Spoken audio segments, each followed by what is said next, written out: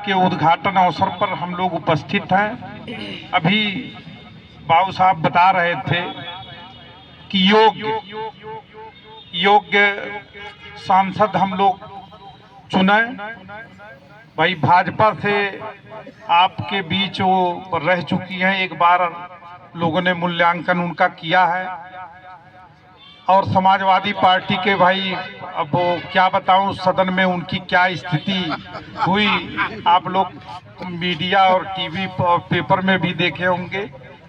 वहाँ बंगाल की मुख्यमंत्री ममता बनर्जी जी उस समय सांसद हुआ करती थी, उनका क्या हश्र हुआ आप लोगों ने देखा। जिसे महिला सशक्तिकरण की लोग बात करते हैं, वो कोई महिला बिल के खिलाफ वो बोल रहे थे, उन्होंने उनके साथ जो किया सारे लोग जानते हैं।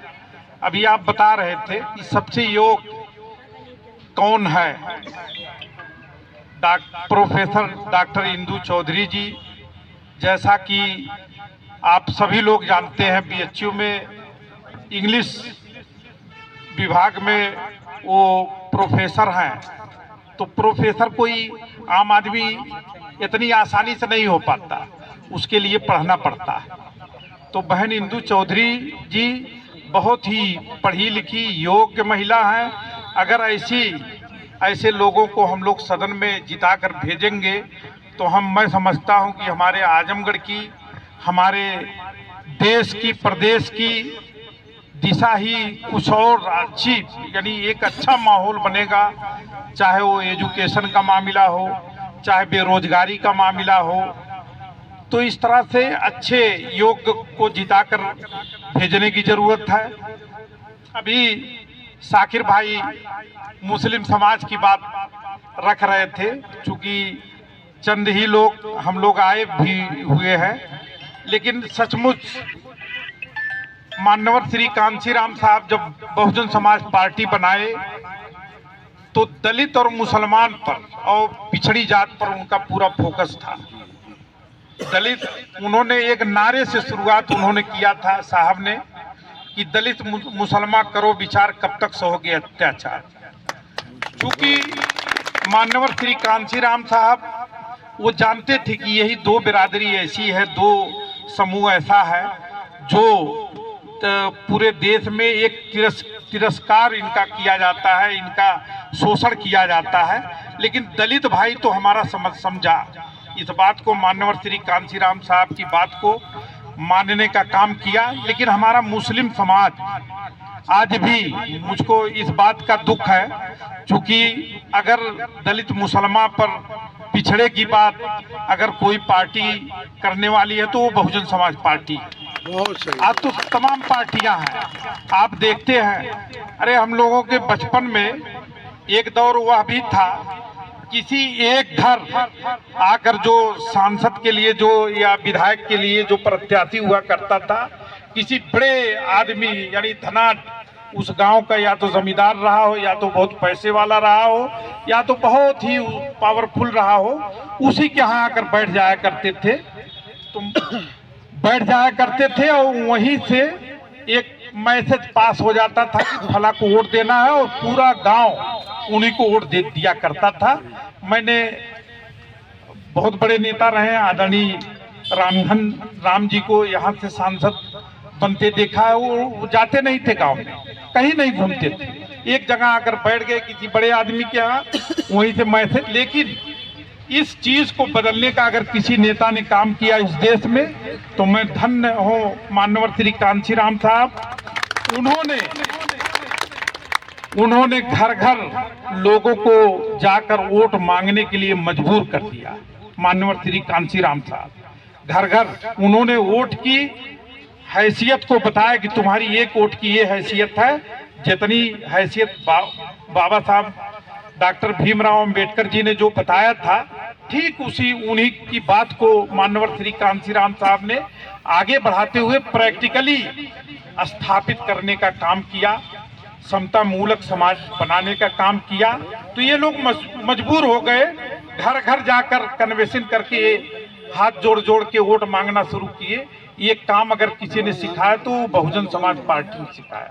बहुत सही। आज सारे लोग, हर दल के प्रत्याशी हर जगह सबके यहाँ जाते, तो ऐसी सोच के नेता की ये माननीय श्री कांशीराम साहब की पार्टी है, तो ऐसी सोच, ऐसी नीति है हमारे नेता की। इसलिए मैं चूंकि चला गया दूसरी तरफ, मुस्लिम समाज पर थोड़ा से बताना चाह रहा था, तो माननीय श्री कांशीराम साहब ने बहुत प्रयास किया मुस्लिम समाज को जोड़ने का।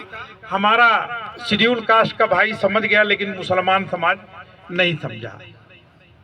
हमको इसका दुख है, लेकिन जो समझदार हैं वो आज भी, जो शुरुआत में जब से लगे हैं, आज भी वो बहुजन समाज पार्टी के साथ लगे हुए हैं।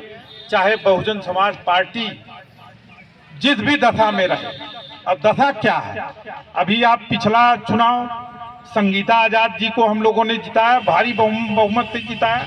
इसके पहले डॉक्टर बलिराम साहब, कोई गठबंधन नहीं था।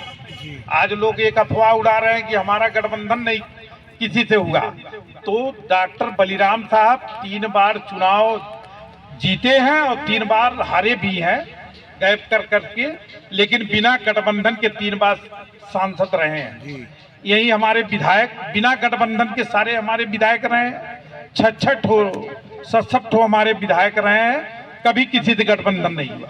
तो साथियों, बहुजन समाज पार्टी पूरी तन्मयता के साथ चुनाव पूरी दमदारी के साथ लड़ रही है। एक अफवाह, एक मैसेज विरोधियों के द्वारा प्रचारित किया जा रहा है, तो उसमें हम लोगों को नहीं आने की जरूरत है। हम लोग अपना दिल दिमाग पूरे उत्साह के साथ उस पर लगाने की जरूरत है।